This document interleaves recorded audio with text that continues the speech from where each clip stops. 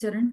नमो अरिहन्ताणं, नमो सिद्धाणं, नमो आयिरियाणं, नमो उवधायाणं, नमो लोये सवसाहुणम्। मोक्षमार्गस्य नेतारं, वेतारं कर्म भूभृतां, ज्ञातारं विश्वतत्त्वानां, वन्दे तद्गुणलब्धये। तत्वार्थ सूत्र जी ग्रंथ चल रहा है हमारा, और तीसरा अध्याय कंप्लीट हो चुका है। हमारा तीसरा अध्याय, इसमें हम ने अभी हम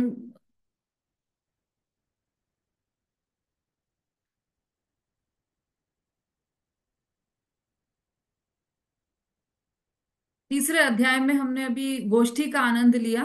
2 दिनों से, विगत 3 दिवस से हम गोष्ठी का आनंद ले रहे हैं, और गोष्ठी के माध्यम से हमने पूरे तीसरे अध्याय का रिवीजन किया है। तो आज हमारा ये अंतिम दिवस है गोष्ठी का।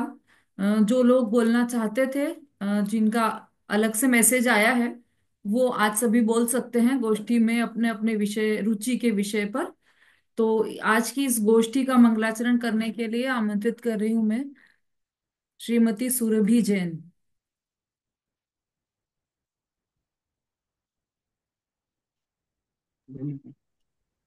सभी को जय जुनेन। अ, शुरू है।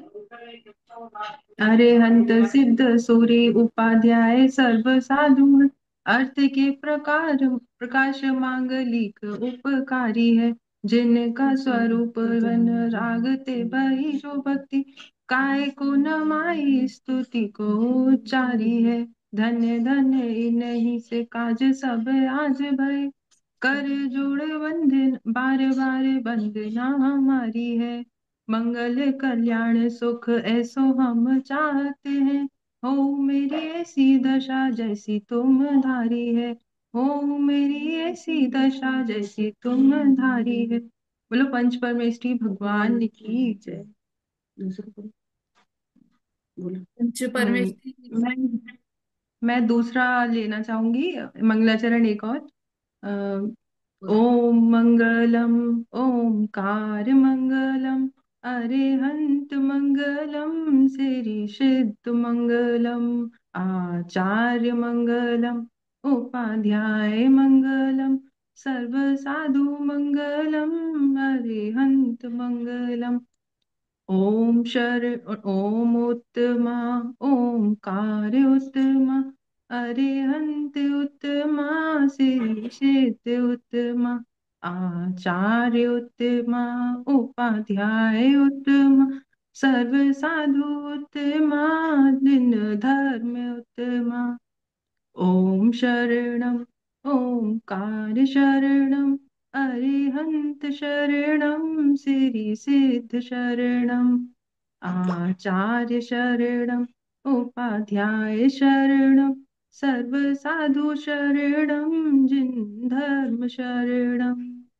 ओम मंगलम, ओमकार मंगलम, अरिहंत मंगलम, श्री सिद्ध मंगलम।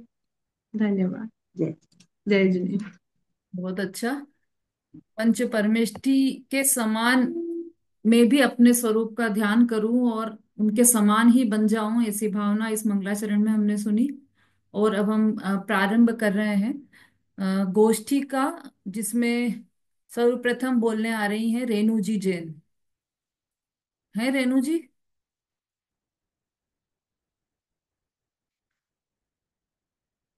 किसी ने अपना नाम लिखा था ना? कौन बोलना चाहते हैं? जो रह गए हैं बोलना चाहते हैं वो।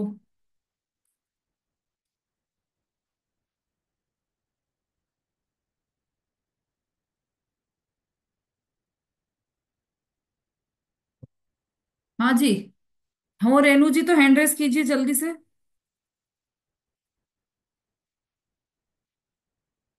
अच्छा, सुलेखा जी ने भी लिख कर भेजा है। सुलेखा जी है?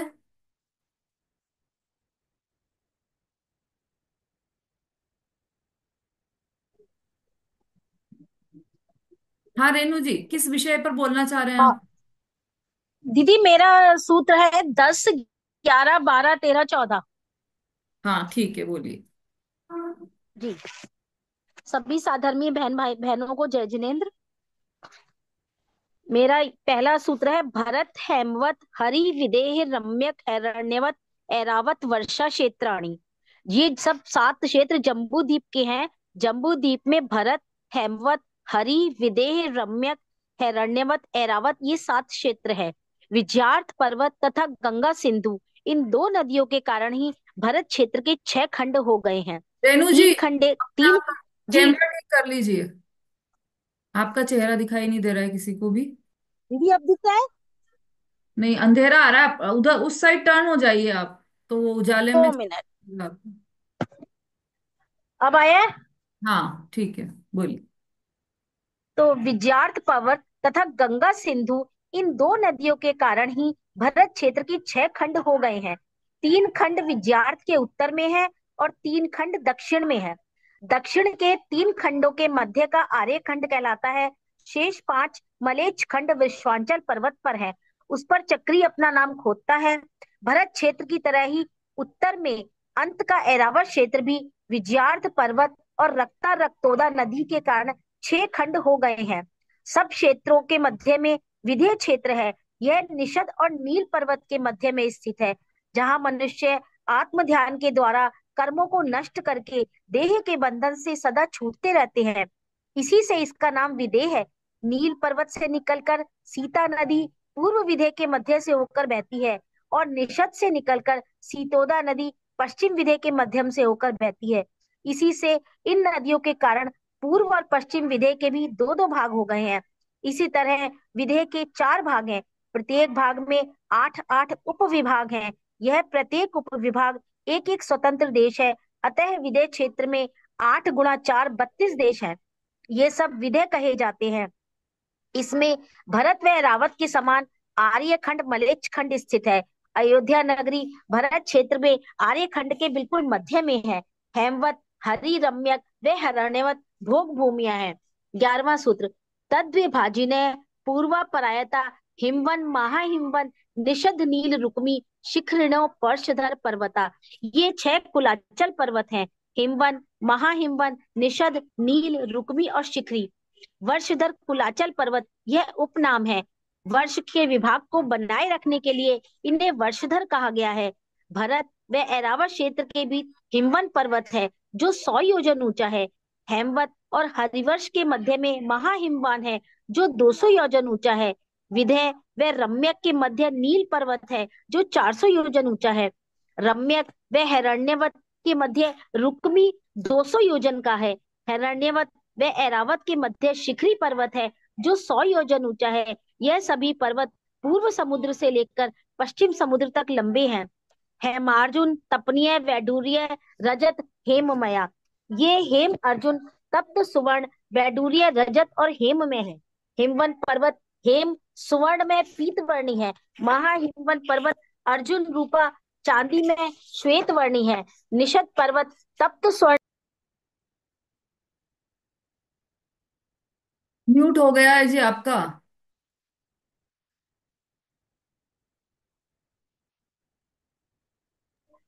हाँ, खुल गया। लिखा है, निषद पर्वत तप्त स्वर्ण के समान उगते हुए सूर्य सम स्वर्ण में अति आरक्त लाल वर्णी है। नील पर्वत वैडूर्य मयूर कंठ के समान वैडूर्य रत्न में नील वर्णी है। रुक्मी पर्वत रजत रूपा में कुंद पुष्प के समान अति श्वेत वर्णी है। शिखरी पर्वत हेम स्वर्ण में अति पीत वर्णी है। यहाँ मैं शब्द का प्रयोग प्रत्येक के साथ करना है तथा दूसरे सूत्र से यथाक्रम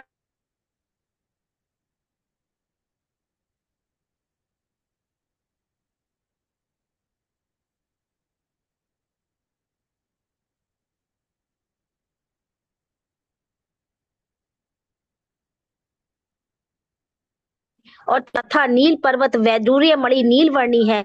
इन 6 पर्वतों के दोनों पार्श्वों में पृथक पृथक 1 योजन ऊंची 2 कोस चौड़ी पर्वत के समान अनेक लंबी अनेकों द्वारा सहित स्वर्णमयी वेदी है। मणि विचित्र पार्श्वा ऊपरी मूल्य च तुल्य विस्तारा। पार्श्वों में विचित्र मणियों से सुशोभित ये पर्वत ऊपर और मूल के समान विस्तार वाले हैं। इन दो पहले 11वें और 12वें इन दो सूत्रों द्वारा जिन पर्वतों का निरूपण किया गया था, उनके दोनों किनारे अनेक रत्नमयी चित्रांश से संयुक्त हैं तथा नीचे, मध्य और ऊपर एक समान चौड़ाई वाले हैं। इन्हें अन्य आकारों का निराकरण हो जाता है। अब क्रमशः उन पर्वतों पर स्थित ग्रह बताने के लिए सूत्र कहते हैं। पद्म, महापंद, तिघिच्छ, केसरी, महापुंडरीक, महापुंडरीक, दास्ता तेषाम उपरी। इनके ऊपर क्रमशः पद्म, महापद्म, तिघिच्छ, केसरी, महापुंडरीक, पुंडरीक, हृद ये तालाब हैं। पहले हिमवन पर पद्म, दूसरे महाहिमवन पर महापद्म, तीसरे निषद पर तिघिच्छ, चौथे नील पर केसरी, पांचवें रुकमीक पर महापुंडरीक और छठवें शिखरी पर पुंडरीक। नीचे पृथ्वी पर कुंड रूप ग्रह तेषाम उपरी, उन पर्वतों को पर अंत के मध्य में ये 6 तालाब विद्यमान है। जय जिनेन्द्र। बहुत अच्छा रेणु जी, आपने सूत्र भी वही छाटे जिसके कि जिससे पूरे जम्बू द्वीप की रूपरेखा बन रही है। बहुत अच्छा, पूरा अच्छे से विस्तार किया आपने। इसमें इन सूत्रों में जम्बू द्वीप की भारी पूरी रूपरेखा आ चुकी है कि इसमें 6 पर्वत हैं और 7 क्षेत्र हैं और कितने सरोवर हैं और किसका क्या रूप है, ये पूरा आपने बता दिया। बहुत बढ़िया। हाँ सुलेखा जी, आप किस विषय पर बोलना चाह रही हैं? हाँ दीदी, जय जिनेन्द्र। हम्म। मैं अधोलोक पे बोलूंगी दीदी, शुरू में जो संध्या है ना उन पर। बोलिए, मतलब ये इस अध्याय के प्रारंभिक मतलब सूत्र एक दो, बोलने वाले हैं। हाँ प्रारंभ में दीदी। बोलिए। आदरणीय दीदी एवं सभी सादरी बहनों को मेरा शुद्धात्म वंदन। मैं आगरा से सुलेखा जैन। मोक्ष मार्ग नेताराम वेताराम कर्म भूवृत्ताम ज्ञाताराम विस्तत्वानाम वंदे तद गुण लब्धे। जैसा कि आप सभी को विदित है कि आचार्य उमा स्वामी द्वारा रचित तत्व सूत्र का तीसरा अध्याय के अंतर्गत मेरा विषय सूत्र 1-2 पर अधोलोक का वर्णन। अधोलोक माने नीचे, इसे हम पाताल लोक भी कह सकते हैं। और ये 196 घनफल है इसका, और इसे अर्धमृतक का आकार दिया गया है और वेत्रासन भी से कहते हैं। और अधोलोक के माने मतलब अधोलोक माने नीचे, पातालोक कह सकते हैं हम इसे। और इसके हमने 2 विभाजन किए, नरक और निगोध।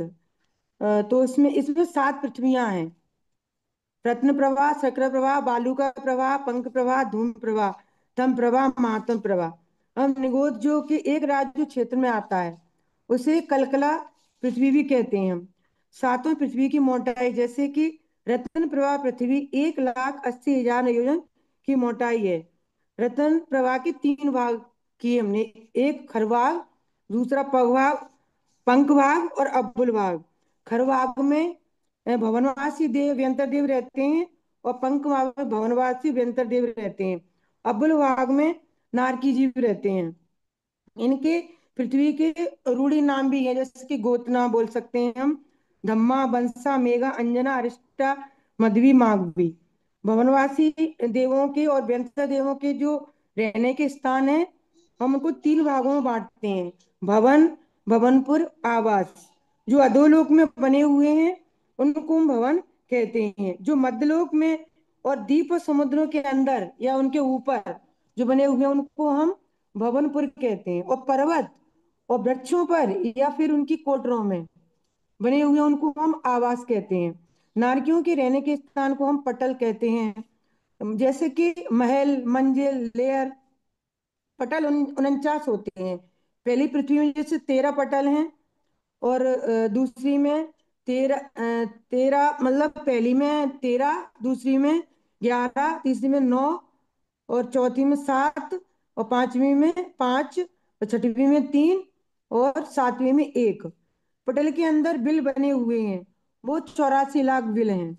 जैसे कि पहली पृथ्वी में 30 लाख, दूसरी पृथ्वी में 25 लाख, तीसरी पृथ्वी में 15 लाख, चौथी पृथ्वी में 10 लाख, और पांचवी पृथ्वी में 3 लाख, छठवीं पृथ्वी में 5 कम 1 लाख, जैसे कि 99,595। सातवीं पृथ्वी में 5 नरक हैं। बिलों के भी 3 भाग हैं, इंद्रक बिल, श्रेणी बिल, प्रकीर्ण बिल। इंद्रक बिल 49 पटलों के बीच में है।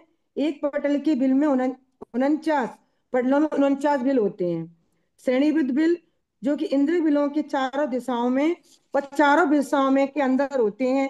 दिशाओं में होते हैं 49 और दिशाओं में होती है 48, और पहले पटल में फिर घटते रहते हैं। श्रेणीबद्ध बिल, श्रेणीबद्ध मतलब जो जो बीच में गैप होता है उनमें जो बिखरे हुए होते हैं उन्हें प्रकीर्ण बिल कहते हैं।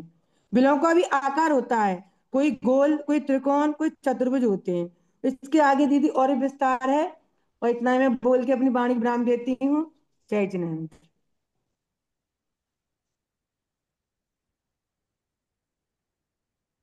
हम्म। हाँ, अच्छा वर्णन किया सुलेखा जी ने अधोलोक का। 7 नरक और उसके बिल सारे, ये सब वर्णन तो बहुत सारा है, पर उसमें से कुछ वर्णन किया है, बहुत अच्छा। हाँ, और कोई बोलना चाहे तो जल्दी से अभी बोल सकते हैं, नहीं तो फिर हम बचे हुए समय में थोड़ा सा रिवीजन करेंगे, और फिर मंडे को आपका एग्जाम रहेगा। एग्जाम का प्रारूप वही रहेगा जो हमेशा रहता है। ऑब्जेक्टिव टाइप क्वेश्चंस ही आएंगे, ऑनलाइन ही आएंगे आपको सारे क्वेश्चंस।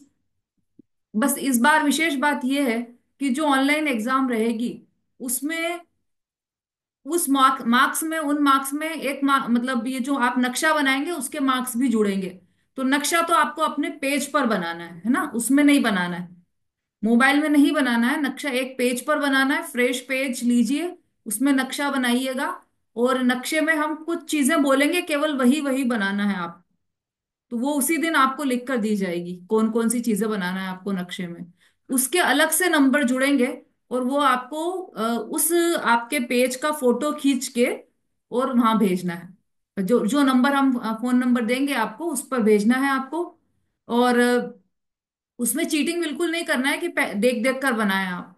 अच्छे से अभी आपके पास 2-3 दिन है, खूब अच्छे तरीके से नक्शा समझ लीजिए, रिकॉर्डिंग सुन लीजिए, रिकॉर्डिंग में नक्शा जो बनवाया वो देख लीजिए, अच्छे से याद कर लीजिए। उसके बाद बिना देखे नए फ्रेश पेज पर आपको वो नक्शा बनाना है उस दिन। ठीक है, तो 5 नंबर आपके रहेंगे ढाई द्वीप के नक्शे के, और 5 नंबर रहेंगे जम्बू द्वीप के नक्शे के। तो वो आपको अटेम्प्ट करना है दोनों। हाँ उषा जी बोलिए। हाँ दीदी, यही बोले, दोनों नक्शे दीदी करना है दीदी। दोनों नक्शे, क्योंकि जम्बूद्वीप का यदि समझ में आ गया है तो फिर तो ढाई द्वीप तो बहुत सरल है, उसके बाद तो उसमें कुछ भी नहीं है। और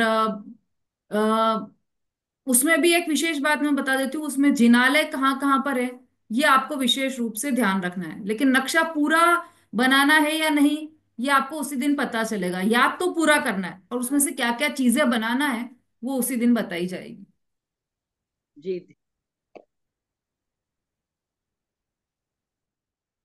ठीक है, कोई डाउट तो नहीं है किसी को?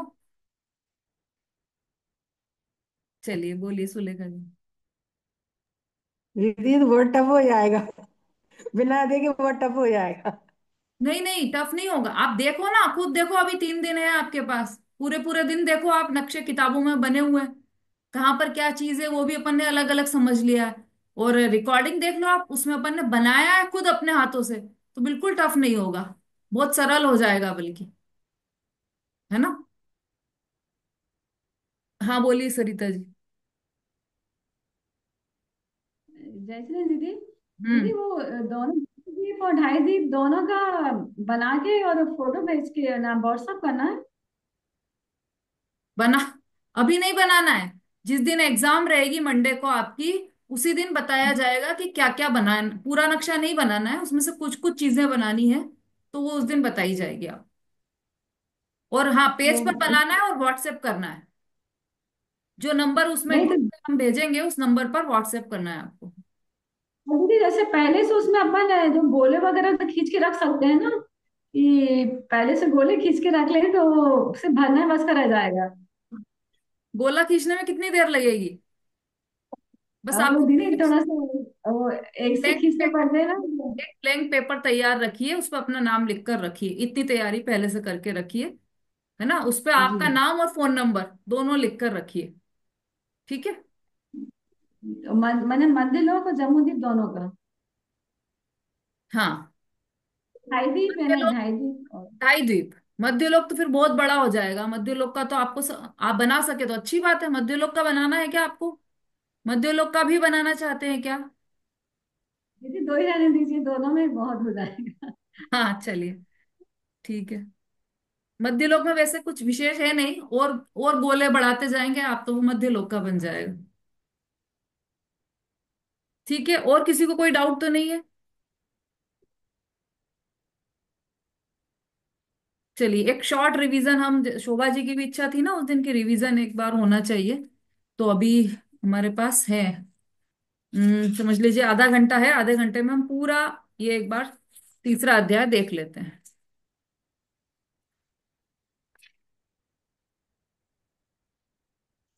वैसे तो है ना, एक और प्रतियोगिता करनी थी हमको, जिसमें कि जिन लोगों ने सूत्र याद किए हैं पूरे, उनसे सूत्र सुनना थे, लेकिन वो समय ही नहीं मिल पाता है। यदि मंडे को प्रश्न पत्र तैयार नहीं हो पाया आपका, तो फिर मंडे को हम ये सूत्र सुनने वाली प्रतियोगिता रखेंगे, है ना। तो आप लोग जो जिन जिन्होंने अध्याय 3 के सूत्र याद किए हैं, वो ग्रुप पर अपने नाम लिखकर भेज दीजिएगा। उसके अकॉर्डिंग हम समय और दिन तय करेंगे। बोलिए मनीष जी। दीदी जय जिनेन्द्र। दीदी जम्बूदीप का रिवीजन करा दीजिए आप, हमें तो याद ही नहीं होता। याद करने की जरूरत नहीं है, एक बार बस दिमाग में बिठा लो आप। चलो कर लेते हैं, अब इन वही रिवीजन ही कर रहे हैं अभी, है ना।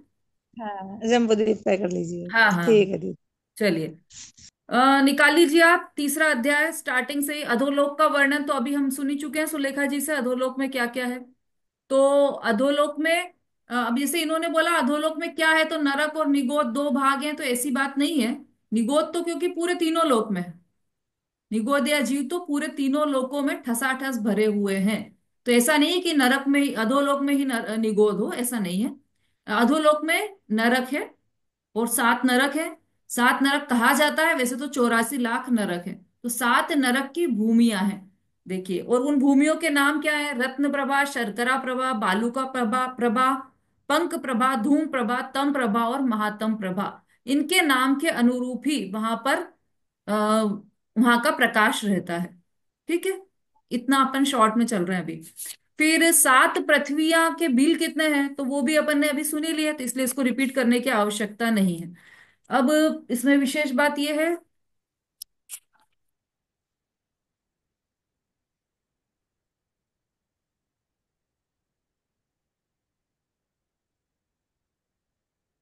हाँ, जो खर भाग, पंख भाग और अबहुल भाग है, वो सातों पृथ्वियों में नहीं है। केवल जो पहली पृथ्वी है रत्न प्रभा, उसी में है खर भाग, पंख भाग और अबहुल भाग। तो खर भाग में अ, व्यंतर जाति के देव और असुर,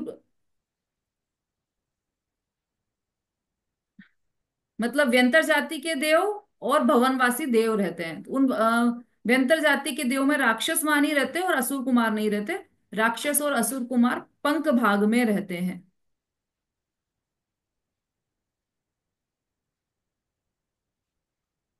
अब इसको अधोलोक क्यों बोला? क्योंकि एक के नीचे एक है ये। और इसको तिर्यक लोक क्यों बोला मध्य लोक को? क्योंकि यहाँ पर तिरछे में सारी रचना है, और अधोलोक में एक के नीचे एक है, स्वर्ग में एक के ऊपर एक है। तो इसलिए ये तीनों के नाम, उसको ऊर्ध्व लोक, इसको अधोलोक, और इसको तिर्यक लोक या मध्य लोक किस लिए कहा? क्योंकि वहां पर ऐसे तिरछे में सब सारी रचना है। अभी अधोलोक की बात कर रहे हैं, तो अधोलोक क्यों कहा? क्योंकि वहां पर एक के नीचे एक सारी रचना है, इसलिए अधोलोक कहा है। ठीक है, बिल के बारे में अभी सुन ही लिया आपने, अलग अलग आकार के होते हैं वो बिल सारे।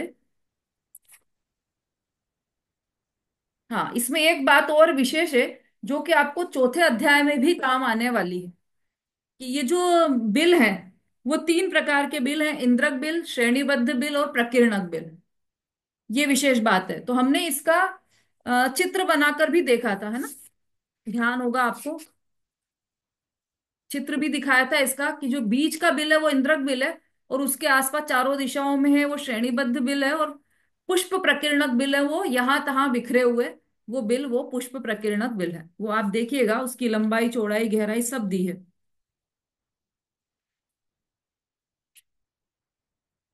अच्छा, ये जो बिल है, जो पहले, दूसरे, तीसरे नरक है, उसमें तो बहुत बड़ी बड़ी साइज के बिल है। फिर इनका साइज घटते जाता है, घटते जाता है, और नीचे छोटे छोटे होते जाते हैं ये बिल।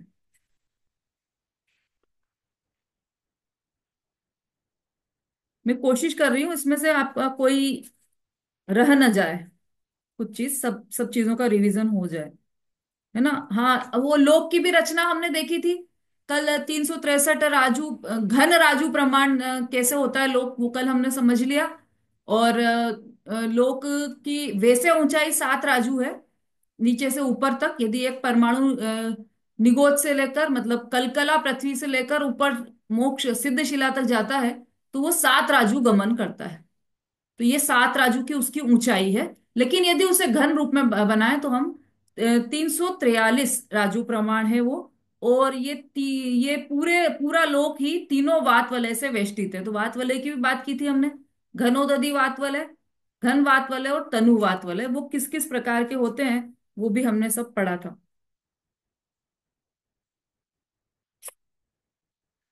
ठीक है, इस तरह से ये अधोलोक का वर्णन। अच्छा, अभी फिर इसमें जो रहते हैं नारकी, वो कैसे होते हैं, तो उनके दुख का वर्णन किया है तीसरे, चौथे और पांचवें सूत्र में। ये हमने 2 सूत्र का देखा अभी। तीसरे, चौथे और पांचवें सूत्र में नारकियों के दुखों का वर्णन किया है। इसमें हमने देखा कि दीदी दीदी जय और हाँ, जो आपने बताया ना कि पूरे ने ऊपर से लेके नीचे तक का 7 राजू है, फिर 14 राजू घनवात में उसमें आएगा क्या, पूरा राजू में आएगा, घन में आएगा? आपने बोला ना अभी पूरा 7 राजू ऊपर से नीचे तक। नहीं, 14 राजू है, नीचे से ऊपर तक। आपने अभी सात राजू निकल गया होगा। सात राजू 14 राजू है, नीचे से ऊपर। एक परमाणु जब नीचे से ऊपर तक जाता है तो वो पूरे 14 राजू गमन करता है। एक समय में ही और गमन कर जाता है वो परमाणु 14 राजू तक। ठीक। अब फिर नारकियों, इसका तो अधोलोक का तो 7 राजू, हाँ, अधोलोक का 7 राजू हुआ ना दीदी? अधोलोक तो 7 राजू। नारकी जीव की लेश्या भी अशुभ है, उनके परिणाम भी अशुभ है, शरीर भी अशुभ है, वेदना भी अशुभ है और विक्रिया भी अशुभ है। ये हमने देखा था।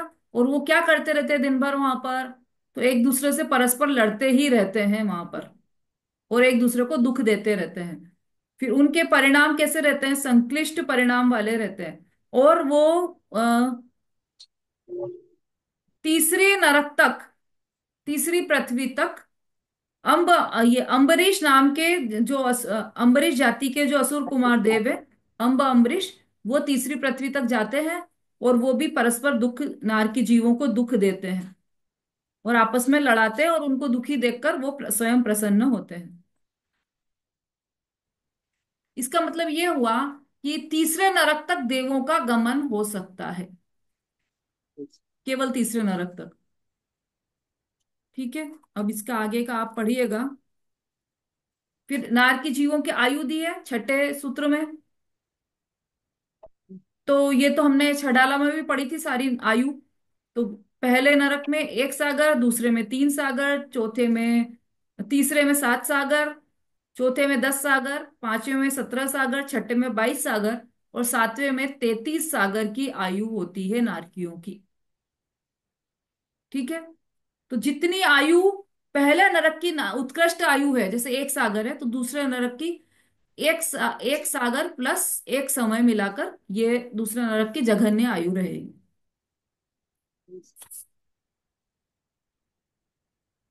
अब इसी में सागर का स्वरूप भी हमने स्पष्ट किया था, क्योंकि यहाँ सागर है ना, इतने इतने सागर की आयु है, तो सागर क्या होता है तो वो बताया था यहाँ पर कि उसमें व्यवहार पल्य, उद्धार पल्य और अद्धा पल्य, ये तीनों का बताया था कि ये कैसा होता है। और 10 कोड़ा कोड़ी अद्धा पल्यों का 1 सागर होता है, ये भी यहाँ पर बताया था। बोलिए सरिता जी। दीदी जैसे अपन कोई नरक में जाता है तो उसके 3 सागर की, जैसे नरक अपने पहले सागर में, जैसे पहले नरक में गए 1 सागर के लिए, तो हम्म। जरूरी है कि 1 सागर ही कुछ कम में नहीं आ सकता? आ सकता जैसे है। 10,000 उसकी, दस आ, हजार उसकी कम से कम है ना? तो मैंने ये उत्कृष्ट सब आयु मैक्सिमम दी है। मैक्सिमम है। बाकी वो जितना आएगा उतने में आ जाएगा, मानो उतने तक मैक्सिमम है। उसके बाद में भी कभी भी आ सकते हैं वापिस। हाँ, उसके पहले मैंने कभी, जितनी, मतलब जितनी हाँ, उसके कम, उससे कम समय की भी आयु बंध सकती है नरक की, ये मैक्सिमम वाली दी है। अब सागर का स्वरूप क्या है देखो, हम अब ये व्यवहार पल्य, उद्धार पल्ले और अद्धा पल्ले, इसको एक बार देख लेते हैं क्योंकि आगे भी हमें ये काम में आएगा। तो व्यवहार पल्ले किसे कहा? पहले तो ये देखिए कि अम, सागर किसे कहा? तो 10 कोड़ा कोड़ी अद्धा पल्ले का एक सागर है ना। अब अद्धा पल्ले किसे कहा? कि व्यवहार पल्ले से असंख्यात गुने समय को उद्धार, उद्धार पल्ले से असंख्यात गुने काल को अद्धा पल्ले, और व्यवहार पल्ले से असंख्यात गुने समय को उद्धार पल्ले कहा है। और व्यवहार पल्ले किसे कहा? तो व्यवहार पल्ले के लिए ये पूरी बात बताई थी कि 2000 कोस का जितना गहरा और इतना ही चौड़ा एक गड्ढा बनाया, उसमें कैंची से जिसके दो टुकड़े न हो सके ऐसे इतने छोटे छोटे टुकड़े 1 से 7 दिन की उम्र के उत्तम भोग भूमि के मेंढे के बालों से भर दिया जाए। अब ये उत्तम भोग भूमि का मेंढे क्यों लिए? क्योंकि उसके वो बहुत सॉफ्ट होता है और उसके बाल बहुत सॉफ्ट होते हैं। इतने सॉफ्ट बालों के भी इतने छोटे टुकड़ों से उस गड्ढे को भर दिया जाए, फिर उसमें से 100 वर्ष के अंतर से एक एक बाल का टुकड़ा निकाला जाए। जितने काल में उन सब बालों को निकाल दिया जाए उसे व्यवहार पल्य कहते हैं, वो व्यवहार पल्य है।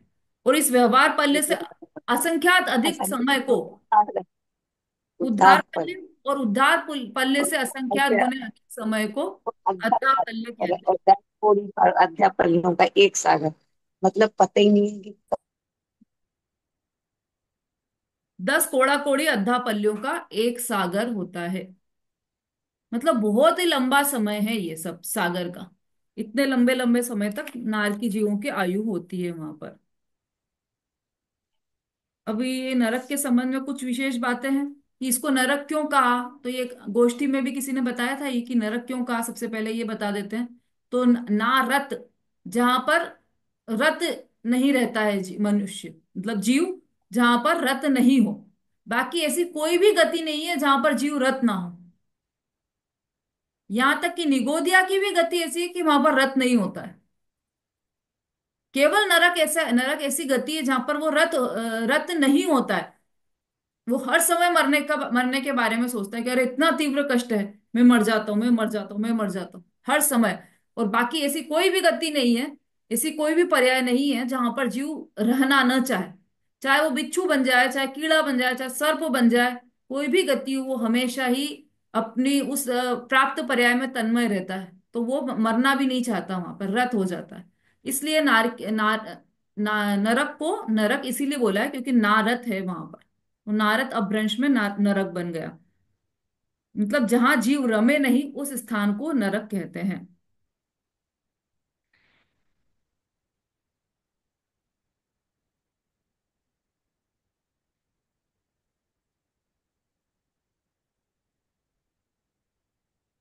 हाँ, तो फिर इतना ज्यादा मरना चाहते हैं तो फिर मर क्यों नहीं जाते हो? कि वहां मर सकते नहीं, अपनी आयु कर्म की समाप्ति होने पर ही मर सकते हैं वो। बाकी और कोई भी ऐसा कारण नहीं मिल सकता वहां पर कि जिससे वह नारकीय जीव मरण को प्राप्त हो। ठीक है, ये इस तरह से हमने देखा अधोलोक का वर्णन। और एक के नीचे एक 7 नरक है, वो सब रत्न प्रभा वगैरह वो सब नाम याद हो ही गए हैं आपको। तो अब हम आ जाते हैं मध्य लोक पर। इस तीसरे अध्याय में 2 लोक का वर्णन कर दिया है, अधोलोक का भी और मध्य लोक का भी वर्णन। तो मध्य लोक के वर्णन में